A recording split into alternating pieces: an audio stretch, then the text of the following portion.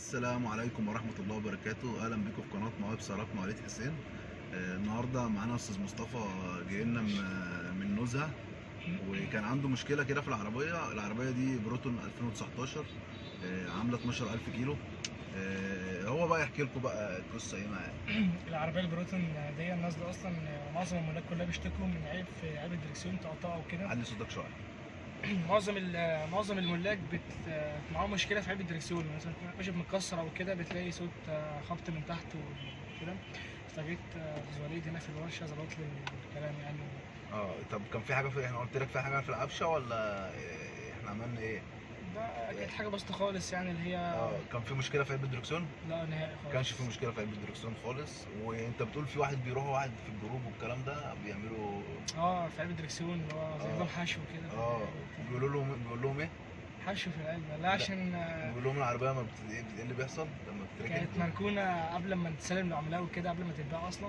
فكان في زيت في قلب الاسكاترا، فما كانش بيوصل للكاوتش اللي فوق وكده، فنشفت. فلما جيت اتحرك بقى سمعت تقطعه وبوشت وكده. ده الكلام ده طبعا غير صحيح.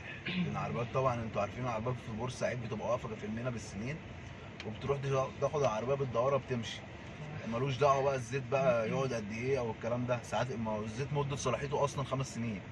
ده بنتكلم على زيت الموتور اللي هو بيتغير.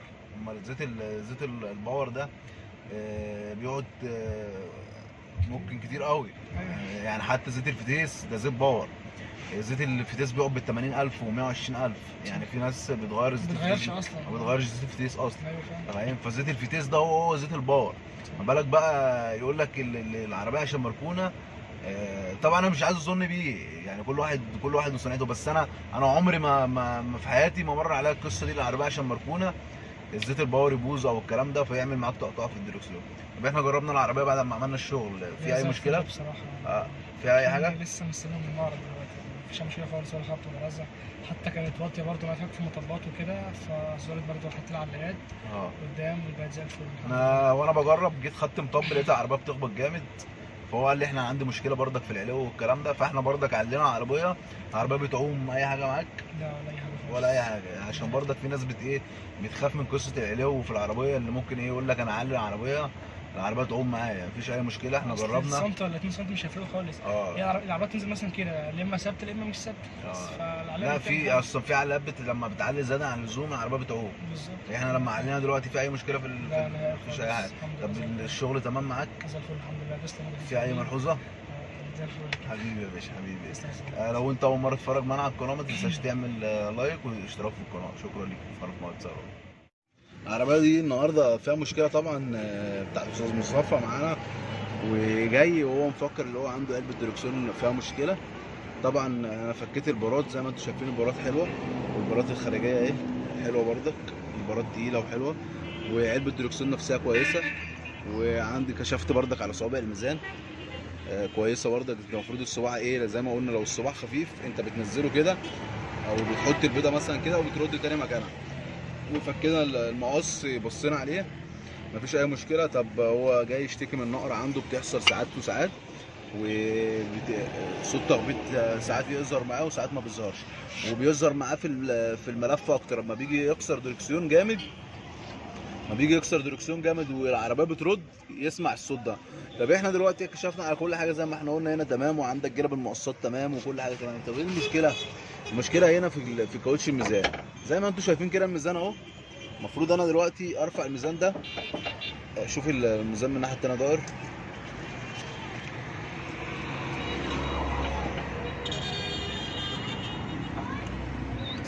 سيب زي ما انتم شايفين كده الميزان اهو. المفروض انا اسيبه كده يثبت. هو ايه اللي بيحصل؟ زي ما انتم سامعين الصوت بيخبط معايا. مع المطبات والكلام ده بيحصل معايا عمليه تخبيط جامده، وساعات بتروح وساعات تيجي. ده طبعا بالنسبه للميزان. وعنده مشكله. العربيه دي عامله 12000 كيلو. 12000 كيلو. عربيه موديل 2019. عربيه موديل يعتبر لسه جديده. وعربيه زي ما انتم شايفين المساعدين تمام، المواصلات تمام، كل حاجه تمام. مفيش اي مشكله في العفشه خالص نهائي. المشكله عندنا زي ما قلنا كده في الميزان. بص انا بشيل ايدي. المفروض الميزان ده على الاقل حتى لو خفيف ينزل واحده واحده، ومفروض انا انزله بايدي. دي كده مشكله. طبعا هنحل المشكله بتاعت الميزان، وهنحله وهنغير كاوتشات الميزان، وبعد كده هنوريكم طبعا بقيه الفيديو. طبعا احنا خلصنا كده الميزان زي ما انتم شايفين كده، الميزان ثابت اهو. كنت الاول بتنزله، دلوقتي بطلعه بايدي اهو، زي ما مطرح ما انا بسيبه بيقف.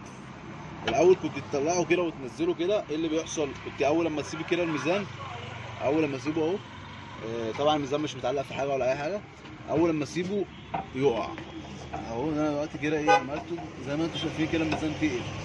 هو المفروض كده الميزان طبيعي. الاول كان ايه اللي بيحصل؟ الميزان زي ما قلت لكم في الفيديو بتاع العيوب الخفيه، ان الميزان بيخبط جوه الكاوتش نفسها، بيفضل زي ما قلت لكم، بيفضل مثلا بيبقى ايه، بيفضل الميزان بيعمل كده، بيزق جوه الكاوتش. طبعا احنا عملنا ظبطنا الميزان، وهنقفل بقى الباقي وهنجرب ان شاء الله، وان شاء الله ان شاء الله تبقى خير يعني. بعد ما نجرب هنقول لكم.